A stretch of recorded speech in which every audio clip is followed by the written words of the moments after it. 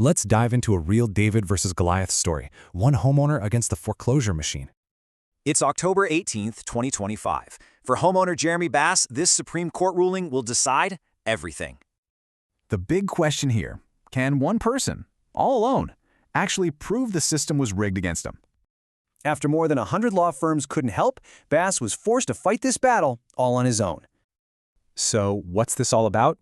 At its core, it's a huge allegation, straight-up fraud.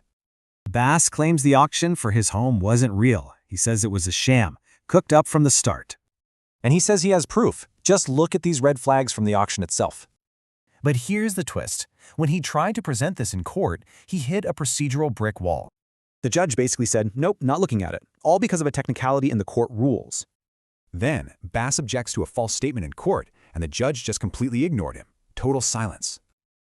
So with his best evidence blocked, the court called his defense frivolous, a total catch-22.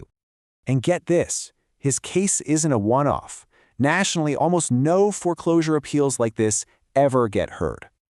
So for the Supreme Court, Bass switched gears. He came up with a whole new game plan. He went bigger, focusing on his constitutional right to something called due process. He asked the court a brilliant, simple question. Can a technicality make actual fraud legal? And just like that, this wasn't about a house anymore. It was about the fairness of our entire justice system. Which brings us to the final showdown. What choice does the Idaho Supreme Court really have? Do they stick to the strict rules of the lower court, or do they protect the right to actually be heard? You know, in a wild twist, even a lawyer for the other side admitted Bass's arguments were logical and sound.